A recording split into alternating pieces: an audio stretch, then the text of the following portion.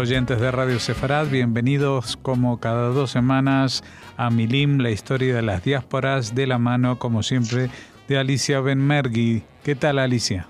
Bien, acá estoy, esperando poder charlar un rato con vos. Bueno, estamos en este gran capítulo porque ya lleva casi el año entero hablando del Camino Occidente, un camino que culmina en los Estados Unidos, pero que no solamente es el resultado de los pogromos en Rusia y después en la Unión Soviética, etcétera, sino que es un proceso que veníamos reflejando a través de personajes especialmente del mundo sefardí, aunque el caso de hoy es muy excepcional porque es un ashkenazí que llega en el siglo XVIII, ¿no?, a estas tierras, Haim Solomon. Sí, pero él no fue el único. Fueron muchos de los... muchos algo relativo de decir, pero fueron de los que llegaron lo que eran... yo en el texto puse que eran las antiguas tierras germánicas, porque yo siempre recuerdo que Alemania nace en 1870, así que no voy a decir que eran alemanes, pero ellos se iban de ahí, y se iban por razones muy lógicas y prácticas. Los echaban, los edictos en general decían que solo podían quedarse viviendo cerca del padre y de la familia original de un lugar en estas tierras el hijo mayor.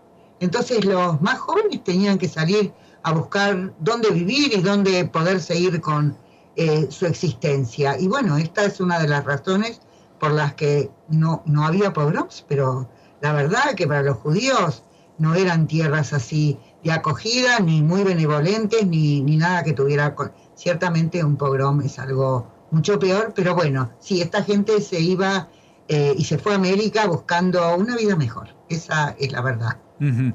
Antes de seguir con la historia, déjame que apunte que esta historia y muchas más la pueden encontrar en la página web www.milimcultural.com.ar, y si quieren una vez al mes pueden recibir, por supuesto gratuitamente, en su correo electrónico un boletín de historias de la historia judía escribiendo a arnet@.com.ar. Así que ahora sí arrancamos con la vida de este personaje. Tal cual. Y estaba pensando mientras te escuchaba anunciar nuestro programa, yo estoy hablando con vos, pero estoy hablando a la vez para la gente que nos sigue y que nos escucha. Que no es solamente la historia de ellos. Están los que llegaron a Australia, los que llegaron a África, en fin. Es la historia. ¿Por qué nos lleva tanto tiempo? Bueno, porque... convengamos que la historia de los judíos es muy larga, muy sinuosa, yo no sé si es intrincada, diría. Y bueno, de eso estamos hablando hoy. Y vamos a hablar de la vida de Haim Solomon, un judío que nació en 1700, ¿cuánto exactamente? Bueno, no me acuerdo.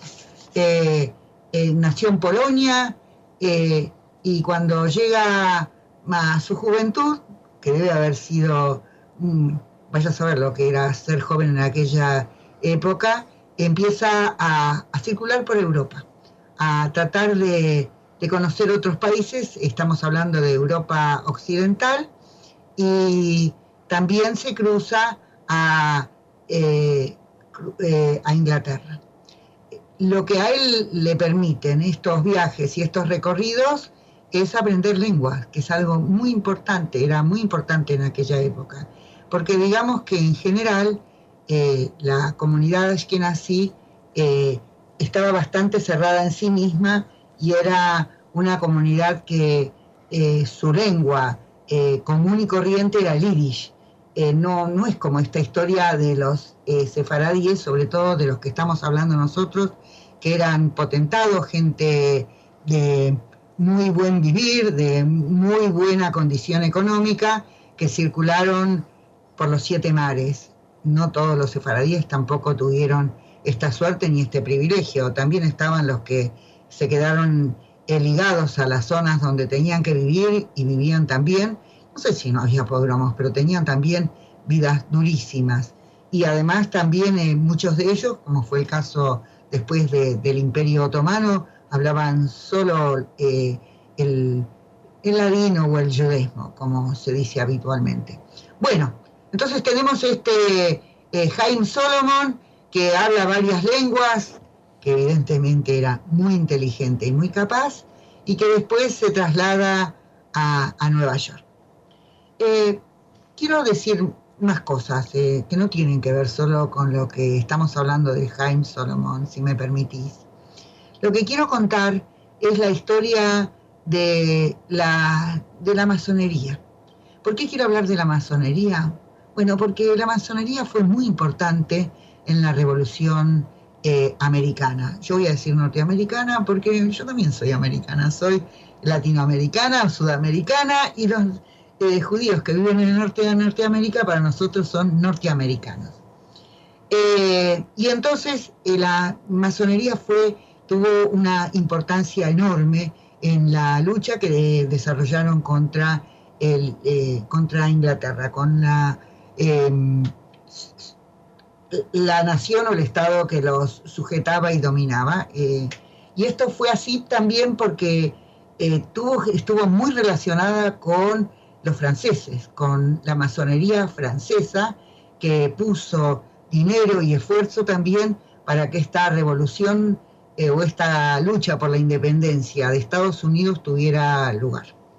No sé si lo sabés o son cosas que lo sabemos los que estudiamos historia. La Revolución Francesa fue hija de esta revolución. ¿Por qué? Porque para cuando llega 1789, Francia está fundida económicamente. Puso mucha plata y mucho esfuerzo económico también para realizar esta revolución, que era para perjudicar al enemigo permanente y consuetudinario que tenía Francia, que era Inglaterra. ¿Lo contó con claridad?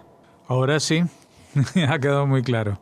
Bueno, y acá quiero agregar otra cosa que es muy importante. A pesar de que hay gente que le atribuye unos orígenes oscuros, raros, bueno, en este momento me faltan las palabras para explicar qué es la masonería. En realidad la masonería de la cual nosotros estamos hablando nació en Escocia, después también se expandió a Inglaterra, y todos los países europeos tuvieron sus propias sectas, su propia masonería. Vamos a decir dos cosas. La primera, que nace en Escocia, la que después va a nacer en Inglaterra, tiene lugar, es cierto, para elegir a la mejor gente. Es una secta, es una especie de secta, pero en realidad tuvo fines, digamos, por lo menos en lo que me tocó estudiar a mí, económicos. Era el lugar donde la gente se podía reunir, haciendo innecesario declarar la religión. Y además, tanto en Escocia como en Inglaterra, y después va a ser en otros lugares donde había nobles, no había que tener una condición de nobleza para poder pertenecer a ella. Y entonces era un lugar de reunión, yo diría, o de congregación para los ciudadanos más destacados. Y la religión era un caso así absolutamente, en esa época, del cual podía ser omitido. Hubo masonerías como fue la masonería francesa, que tuvo un final, más que un final, tuvo un objetivo que tenía que ver más bien con la revolución, con terminar con el poder de la monarquía y de la nobleza.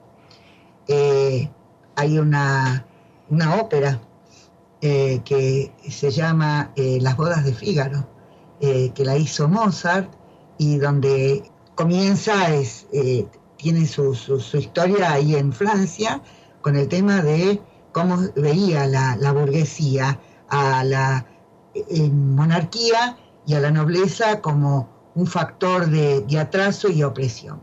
Cada estado de estos tuvo sus propias características. Y lo mismo fue la masonería norteamericana. Por eso, cuando uno pasea por Estados Unidos, va a ver esos inmensos edificios. La masonería tiene un edificio notable ahí en Filadelfia.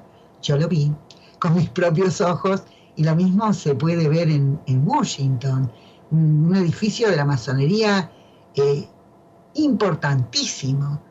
Digo, haciendo la comparación, porque acá en la Argentina, nosotros no nos olvidemos que somos hijos de España, todo el edificio existe, se puede ver, pero para nada relacionado con esa ostentación, yo diría, que hacen los norteamericanos de su pertenencia a la masonería. Acá no, acá era algo secreto, porque bueno, la Iglesia Católica persiguió mucho, con mucha persistencia, a todo lo que significara la masonería, porque lo veía como un enemigo. Y los judíos la mayor parte se hicieron masones. ¿Por qué? Porque nadie les preguntaba, digamos que esos no eran los pobres, ni los más pequeños, digamos, en la escala económica de los que podamos hablar, o tal vez gente capaz e inteligente. Los judíos pertenecieron a todas las masonerías que existían en aquella época, porque no había que declarar la religión, así que eso era una manera de poder integrarse en esta asociación secreta. Y entonces tenemos el caso de que muchos de los judíos que fueron a Estados Unidos, y este va a ser el caso de Haim Solomon, y fue el caso de muchos otros sefaradíes, yo no me ocupé y no me fijé si de los que hablamos anteriormente eran masones, pero muchos de ellos lo fueron. Así que sería cuestión de volver a investigar o averiguar a qué se dedicaban. Lo cierto es que Haim Solomon fue masón. Y bueno, él llega a Nueva York, se dedica a hacer varias cosas. Y una de las cosas que va a hacer es hacer negocios. Se ve que él era muy hábil. Debe haber sido muy joven cuando él está se dedica a esto, y entonces una de las cosas para las que va a hacer y tengo que contar otra cosa. Él se casa después con una chica que es de apellido Franks. Esta chica con la que él se casa tiene un hermano que va a estar a las órdenes de Washington, un hermano militar y un hermano juez. Pero yo creo que era el padre de ella o algo así, que representaba al rey Jorge ahí en los Estados Unidos, así que, y parece que era muy adinerado. Sin embargo, no sé cuán importante fue esto para Solomon, o si la familia de su mujer no lo veía con buenos ojos, no lo tengo claro. Lo cierto es que él se va a ser seguidor de esta grupo, de este sector que se va a llamar Hijos de la Libertad, y que va a luchar por la independencia de Estados Unidos de Inglaterra. Y entonces a él le pasan varias cosas en Nueva York. Una, que primero que los ingleses lo utilizan a él, porque su manejo de los idiomas le hace muy útil en un momento dado, y lo que tenían los ingleses eran mercenarios, dice el texto, mercenarios o soldados de origen germánico. Parece que eran del estado de Essen o así. Y le piden a él que les aseguren que van a ser bien tratados, ¿no? Y lo que él aprovecha es para decirle que deserten, que se vayan, que no luchen en contra de la revolución. O sea que ellos los traicionó a los ingleses, o no los traicionó, él estaba por su causa. Bueno, otra cosa que va a hacer él, va a trabajar como proveedor de los revolucionarios. Lo que hay que tener presente con respecto a Solomon Franks es que los judíos habían trabajado mucho en Europa y en muchos otros lugares como proveedores del ejército, de los ejércitos. Eran los que les conseguían caballos, animales, alimentos, toda una serie de cosas. Eso era y alguna parte de ellos hizo una gran fortuna. Bueno, lo cierto es que él casi fue condenado, hubo un incendio, y a él casi lo condenan a muerte ahí en Nueva York. Bueno, se libera y se va a Filadelfia. Y el tema es que se libera justamente por eso, porque los ingleses habían pensado que lo iban a poder usar como por la cantidad de idiomas que dominaba y para comunicarse con la gente en las cuales ellos no tenían impedimentos para relacionarse. Bueno, lo cierto es que él se queda, se funde, y se queda mal y bueno, y se va a vivir a Filadelfia. Y bueno, cuando se va a Filadelfia y se instala allí, lo que pasa es que empieza el tema de la revolución. Y además, entonces en esa época, la revolución no tenía plata, no tenía forma de pagar el Congreso, no tenía plata para pagar a los soldados, a los alimentos. Fue muy difícil para Washington y todos los revolucionarios sacar adelante esta lucha. Y entonces a lo que se va a dedicar él, que era muy hábil y muy inteligente, a vender letras de cambio. Empieza a los 5 años de estar él ahí en Filadelfia, se hizo, le iba muy bien, era próspero, todo bien. Y bueno, y entonces él empieza a dar letras de cambio, y él utiliza parte de su fortuna o de sus bienes, cobrando intereses muy bajos, menos de lo corriente, para ayudar a la causa patriota en ese momento. Tanto fue así que dicen que Madison dijo que el que le pagaba el sueldo era un judío. Hay algo que yo escribí y quiero decir. El hecho de que hubiera judíos y que en Filadelfia son judíos los que firman el acta de independencia, y que en la campana que se llama la Carta de la Libertad hay un versículo de Isaías y un montón de cosas, y que cuando fue Washington estuvo en Rhode Island visitando a la comunidad judía que allí estaba instalada. Quiero decir algo, los judíos no es que fueran ni muy amados ni muy bien vistos, eran simplemente o tolerados o soportados. Digamos, la diferencia profunda que existió entre los norteamericanos y parte de lo que es el Caribe es que donde estaba el Imperio Español o donde estaban los franceses, no se permitía la instalación de judíos. Así que los judíos que estuvieron aquí, en lo que es América del Sur, o los que estuvieron en el Caribe, lo hicieron a escondidas, nunca lo hicieron abiertamente porque estaba prohibido, eso era así, y no se podía violar esa ley. Y además cuando los agarraban los mandaban a la Inquisición. En cambio, en Estados Unidos el tema de los distintos estados permitían la libertad religiosa, con sus debidas limitaciones, pero así fue. Bueno, ¿tengo más tiempo? Sí, algunos minutos. Bueno, entonces lo que quiero decir es que primero él presta su colaboración. Dicen que hubo gente que aumentó toda esta historia, que la agrandó, que la hizo mucho más, que él no prestó tanto dinero como se dice, qué sé yo, todo eso, pero lo cierto es que él arriesgó su patrimonio. Tanto es así que cuando él muere, y se murió a los 44 años, se quedó arruinado. No dejó, acá en la Argentina diríamos, ni un mango. No dejó nada porque lo había puesto todo ahí.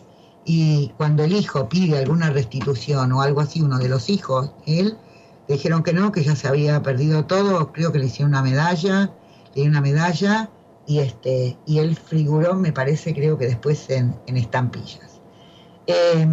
Lo que también es importante señalar es que Solomon fue también un ciudadano importante para la comunidad judía ahí en Filadelfia. Ahí estaba la congregación Mikve Israel. En Mikve Israel yo estuve ahí en Filadelfia, la sinagoga más vieja, que es la de la época del estallido de la revolución. Es una comunidad fundada en 1740. Y él hace varias cosas en favor de su comunidad. Él pide, y entonces eso le es dado por el tema de cómo él ayudó a la causa de la libertad, para pedir que no solo que en el estado de Pensilvania los judíos y aquellos que no son protestantes puedan entrar en la función pública sin tener que jurar, hacer un juramento que era contrario a sus creencias. Esto es algo muy importante, porque eso es abogar directamente por la libertad religiosa.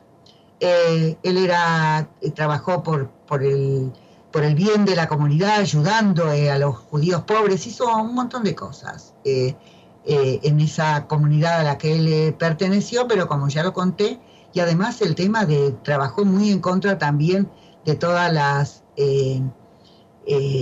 calumnias que había en esa época, porque yo dije que había antisemitismo y que en esa época, digamos, el personaje de Shakespeare, a pesar de que Shylock era más que un verdugo, fue una víctima, según se puede observar en esa historia, era el prototipo que los cristianos tenían acerca de los judíos, y él luchó mucho contra esto. Y también fue tan importante su colaboración con el judaísmo que formó parte de la corte de arbitraje rabínico. Y esto era una función muy importante en Estados Unidos. Fue muy importante dentro del mundo judío y dentro de este mundo que empieza a constituirse como los Estados Unidos, como esa nueva nación que surge en 1784, ¿fue? 76. Bueno, sí, tal cual, porque yo siempre me confundo la Revolución Francesa con la Revolución Americana o norteamericana. Bueno, lo cierto es que esta es la historia. Él muere sin pena ni gloria a los 44 años, es enterrado en un cementerio judío, y finalmente él tiene un homenaje ahí en Chicago. Hay una estatua donde él está a la par de Washington y Morris. Morris fue otro que se ocupó de conseguir los medios para que la revolución pudiera ser sacada adelante. Bueno, hay que pensar que Simón Bolívar no pudo iniciar la revolución ahí en Venezuela hasta que lo ayuda ahí una familia, sobre todo Ricardo, que le da los medios para que él pueda empezar a organizar un ejército. Así que digo que en algunos lugares los judíos trabajaron en estas cosas, no solamente en Estados Unidos. Una corrección, entonces no era Venezuela, sino que era Colombia, el virreinato. Sí. El virreinato de Nueva Granada, creo que se llamaba. Sí, el virreinato de Nueva Granada. Es verdad, es una vergüenza que una profesora de historia no haya tenido en cuenta este comentario, pero bueno, es así. Y como vos lo dijiste. Y bueno, luchar por la libertad requiere de una serie de cosas que a veces uno, cuando lee las luchas por la independencia, habitualmente no las tiene en cuenta o no se pone a pensar en todo eso. Así que bueno, esa fue la función llevada a cabo por este judío tan importante y tan heroica, en cierto modo. Y poco reconocida por los Estados Unidos. Porque en general, poco. A veces hasta los mismos judíos. Estaba leyendo un pequeño artículo donde contaba alguien que estuvo en Los Ángeles y de repente vi una estatua, la mira y dice, ¿quién será este? Esas cosas que hace uno cuando está ahí circulando por una ciudad y se arrima y ve que es Jaime Solomon. Entonces dice, ¿quién será este? Y entonces ahí empieza a averiguar. Y por qué le pusieron una estatua te lo voy a contar en otro momento. Si querés, podés contarlo vos también. No. Ya aquí tendrás tu oportunidad para hacerlo. Muchas gracias por habernos atendido, Alicia Benmergui, y hasta la próxima en 2 semanas. Hasta la próxima, y bueno, espero que les resulte interesante. Y esta historia de la masonería es súper interesante porque lo mismo hicieron los judíos italianos, pero ellos eran carbonarios. Así que el tema de la lucha por la libertad siempre fue algo muy importante.